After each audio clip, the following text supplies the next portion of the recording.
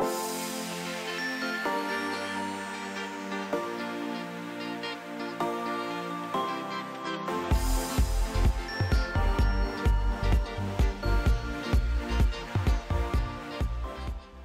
I got my first job when I was 16, working at the House of Fabrics over at Southland Mall over the summer. I made about $4.75 an hour, and by the end of the summer, had about $1,000. I remember working a lot that summer. I don't remember what I spent all that money on, but I'll say that if I knew then what I know now, I would have put that money to work for me. So let's just say I did do that. I put the money to work for me. I'm 16 years old. I head down to the local bank with my parents, and I open a Roth IRA. And then I deposit my $1,000. And then just leave the account alone. I don't deposit any more money. I don't take out a single penny. Today, that account would be worth $7,114. Not bad.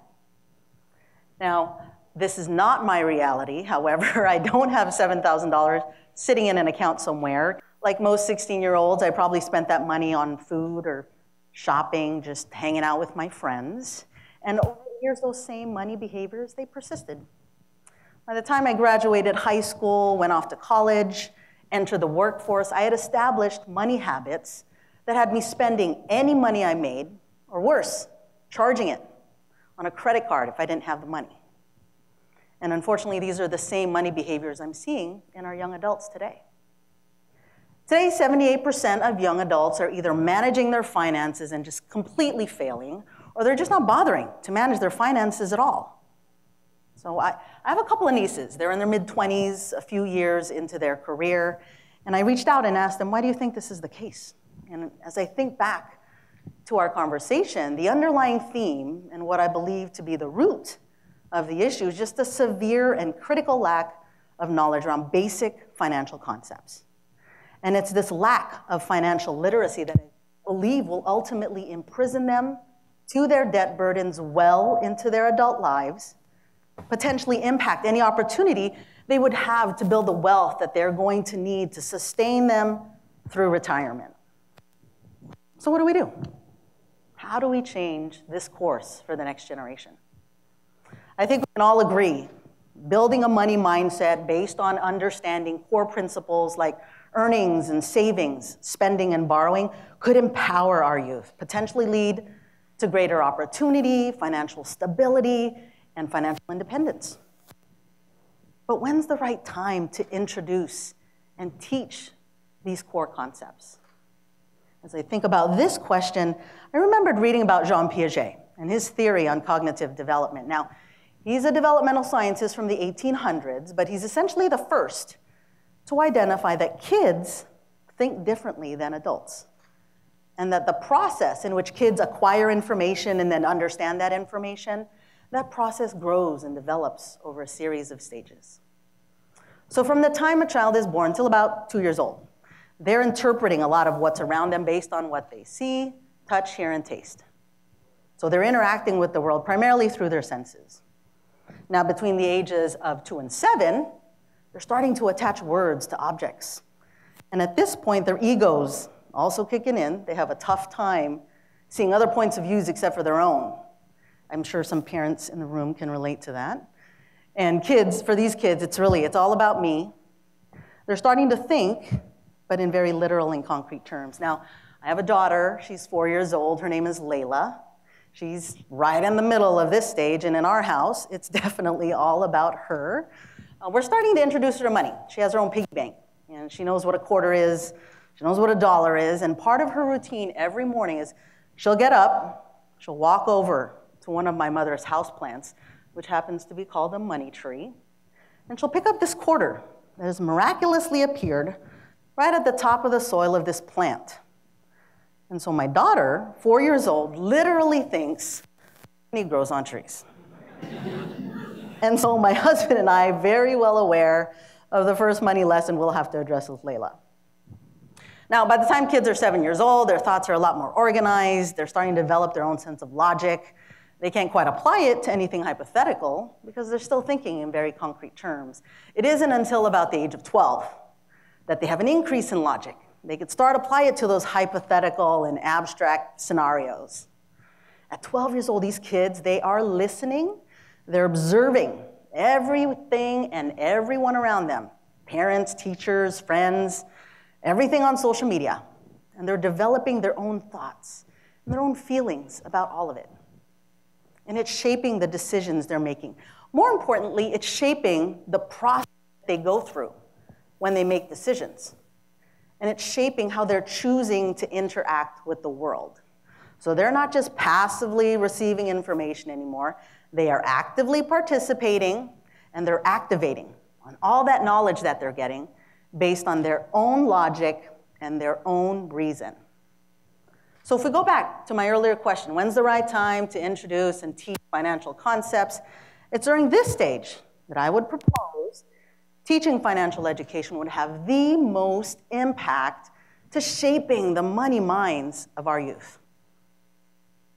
So I have a couple of friends, they work in the school district, and I reached out to them and asked if, and really to what degree, financial education is actually being taught in our schools today. Now, unfortunately, all but one of them said that they didn't really know of anything in our schools. Now, my one friend teaches home economics to 7th and 8th graders, and he described to me the week that he actually spends just teaching basic money concepts to his students. So, at the start of the week, each one of his students gets a job with a salary. Then they spend the rest of the week managing hypothetical life events against a budget. So these 7th and 8th graders, they're 12, 13, right? Like we talked about, they're at the cusp of being able to apply their own logic and their own decisions to the money decisions that they're making as a part of this exercise. Right? So the power of this 1 week really came to me when I was talking with my friend, and he shared just one of the key learnings his students was taking away. And that is the simple realization that owning a car is more than just the gas you pay to drive it. It's annual registration costs, it's monthly car payments, it's monthly insurance payments, maintenance, repairs, any and everything else. That was enough to have his students reconsider public transportation. What student wants to ride a bus? Right? That it would be smarter to save that money or put it towards something more worthwhile than it would be to spend it on a car. That was just one of the key learnings his students took away. Now, unfortunately, my friend's example, he's the exception, not the rule. A study was done in 2016 examining all state policies around financial education in high schools. Each of the states got a grade. 5 states were identified as requiring all of its high school students to complete at least 1 semester of financial education in order to graduate. Those same 5 states included key financial concepts in all of their standardized testing. Those 5 states got an A. In those 5 states are the 1.3 million students getting financial education. That is only 8.6% of the 15 million high school students there are nationwide. 8.6%, that's 8 out of every 100 high school students getting financial education before they go off to college or enter the workforce. Where does everyone think California landed in that grading scale? Feel free to shout it out. No, we got an F. Unfortunately, we got an F. So today, the state of California doesn't require that its school district mandates the completion of at least 1 semester of financial education in order to graduate. It definitely doesn't require that it's included in any existing curriculum. Even if we took high school graduation requirement off the table, they don't even require that it's offered as an elective or that the curriculum be included in an existing class. Now, this wasn't just the case for California. Unfortunately, there were 11 states that fell into this category. And if that isn't bad enough, 62% of educators actually said that financial education isn't seen as critical for college and career readiness. 62%. The reality is, personal finance, it's a life skill. Now, one of my favorite subjects in high school, geometry. I can tell you for a fact, do not use geometry every day or at all, but I definitely interact with money, or I'm at least thinking about my personal finance matters on a daily basis. So, if we want this next generation to be self-sufficient, financially stable, and independent adults, then we need to change. So that brings me back to the critical need for financial education in our schools. And I would propose, prior to high school, starting in our 7th and 8th grade, like my friend, have them spend a week just learning basic money concepts. Have them play a game of life, where they're managing hypothetical life events against the budget. Teach them to understand paychecks, gross pay versus net pay. Why does the government take a chunk of my earnings every month? And what's this thing I have to pay for every month called benefits? Why do I need them? In high school, states should require the completion of at least one semester of financial education in order to graduate, and we should definitely include it in standardized testing. Students can really spend the semester diving deep into these core concepts around earnings and savings, spending and borrowing. Teachers can introduce and illustrate these concepts through case studies and maybe bring them to life through simulations. Maybe they start the semester off building a portfolio. And then they spend the rest of the time during the semester watching the markets go up and down, meanwhile talking about what all of that means.